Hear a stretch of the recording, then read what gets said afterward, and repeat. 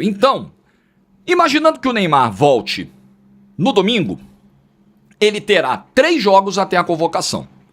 O jogo contra o Velo, jogo contra o Vasco na Vila Belmiro pelo Brasileiro e jogo contra o Mirassol 2 dias antes da convocação. É dia 12 não, é dia 16. Então o Neymar terá 4 jogos. Terá também o clássico contra o Corinthians. Então, até a convocação, o Santos tem programados 4 jogos, 3 deles na Vila Belmiro. Velo Clube, Vasco e Corinthians, pelo Brasileiro, são na Vila Belmiro. Mais o Mirassol fora. E precisa ver como é que vai ficar a vida dele do Paulista, se ele vai classificar ou não. No momento, até a convocação, só tem esses 4 jogos confirmados para o Santos. É muito pouco, na minha humilde opinião, para demonstrar ao técnico da seleção brasileira condições de retornar. Porque é o cara voltando de 2 meses parado, mais uma lesão, mais um tempo parado. Aí você precisa pegar o ritmo, ele não vai voltar jogando 90 minutos, ele vai jogar 30, 45, 60 minutos, normal, porque ele está num processo gradativo de retorno. Não há garantia de que ele vai jogar todos esses jogos. Por exemplo, Mirassol fora, será que ele vai? Será que nesse momento a ideia... Porque no ano passado, quando o Neymar chega em fevereiro do ano passado, ele engata aquela sequência de um jogo atrás do outro. E vocês vão lembrar que naquela entrevista que nós fizemos depois da estreia dele lá na Vila Belmiro, no gramado, eu perguntei pra ele, Neymar, e aí, como é que tá esse planejamento de viagem no interior? Você vai jogar domingo em Novo Horizonte? Não vai? Como é que vai ser isso? Não, nós estamos conversando. Por quê? Porque eu mesmo ali já via isso com preocupação. Pô, se o Neymar jogar todo o jogo, quarta, domingo, o cara que ficou mais de um ano fora com o LCA, vai dar ruim. Mas o Neymar, naquela ocasião, tinha como foco uma convocação de seleção brasileira também no mês de março. E o que o Neymar fez? Jogou um jogo atrás do outro, um jogo atrás do outro. Aí foi para Novo Horizonte, aí foi para Limeira, um jogo atrás do outro, um jogo atrás do outro. Chegou no mata-mata do Paulista, machucou, ficou fora da convocação de março. Que acabou sendo a última convocação do Dorival, porque tomou uma porrada da Argentina e foi demitido.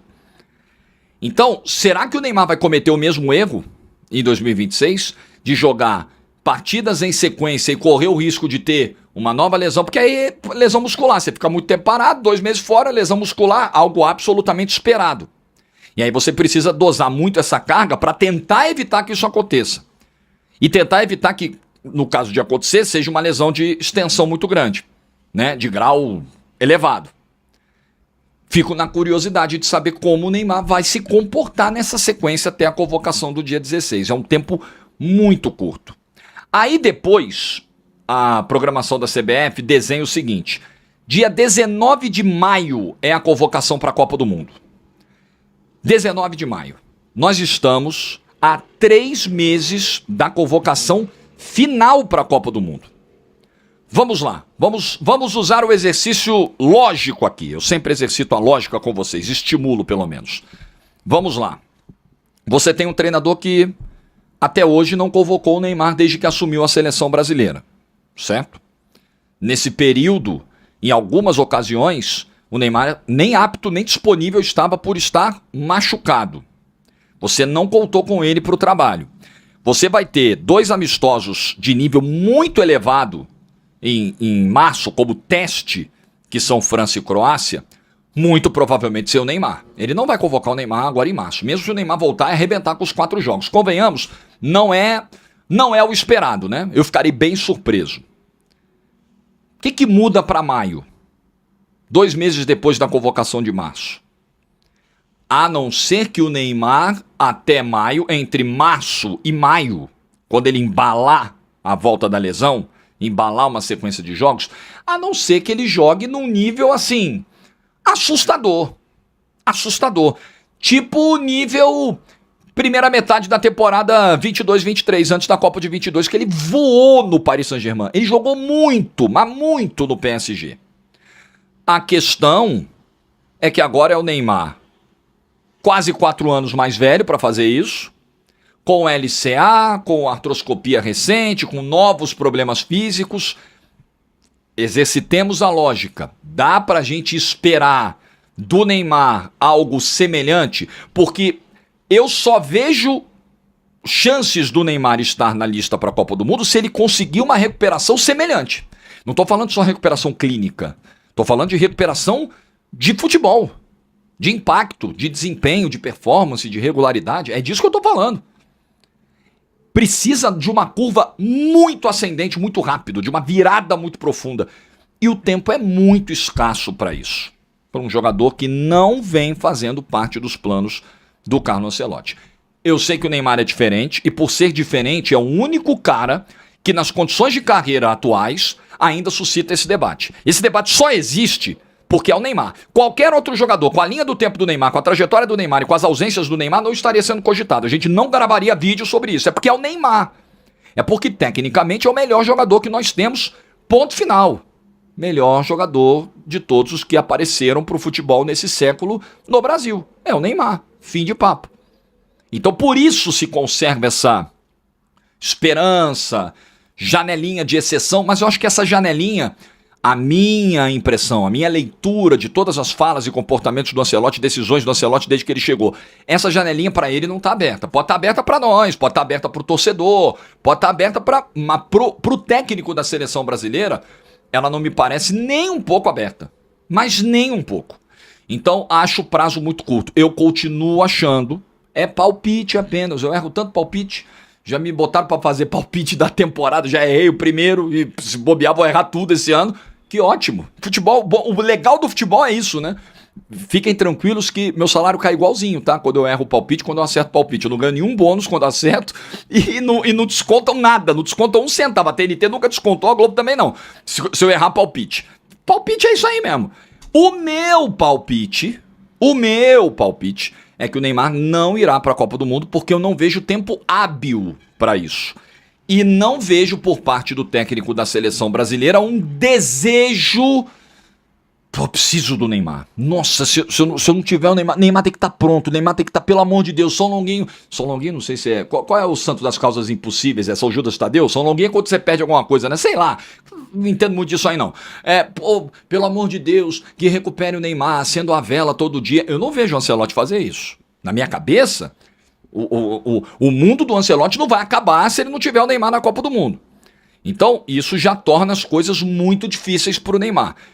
Combinando isso, a sua condição física atual e técnica também, ritmo, intensidade. O Neymar foi muito importante nos 3 últimos jogos do Santos do Campeonato Brasileiro, sem dúvida foi. Sem dúvida foi. Mas a gente lembra da conjuntura, né? Você pegou um Sport rebaixado, você pegou um Juventude rebaixado. Enfim, isso a gente não pode fechar os olhos para a realidade. Não pode, né? Então acho tudo muito complexo. Continuo achando que não vai dar tempo do Neymar ir para a Copa do Mundo. Se for para a Copa do Mundo e se fizer uma grande Copa do Mundo, eu vou ficar muito feliz porque eu gosto do Neymar, cara. Gosto da figura do Neymar, gosto bastante até. Talvez mais do que ele acha que eu goste. Eu gosto bem da figura do Neymar. Mas entre gostar e enxergar as possibilidades e analisar o momento de carreira do Neymar, assim, uma coisa eu não misturo com a outra. Eu acho muito difícil. Aí é o seguinte, convoca dia 19 de maio para a Copa. Dia 25, Granja Comari, começa ali a preparação para a Copa. Dia 31 de maio, faz um amistoso no Maracanã contra o Panamá, amistoso de despedida. E aí dia seguinte, Estados Unidos.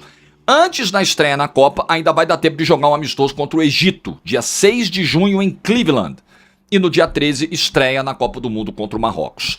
Tá definida a agenda da seleção brasileira. Eu gosto, tá? De tudo que foi montado aqui, eu gosto. Você tem 2 europeus para enfrentar em março. Cara, a CBF, o que é da CBF, a Little Sam, o que é de Little Sam. Na verdade, isso aí é mais do Departamento de Seleções do Brasil, Rodrigo Caetano e tudo mais, do que necessariamente Samir Chaldi. Mas enfim, ele é o comandante da CBF. Cara, eu acho que esse planejamento aqui de calendário para 2026 é o que dá para fazer, assim, e acho bem ok.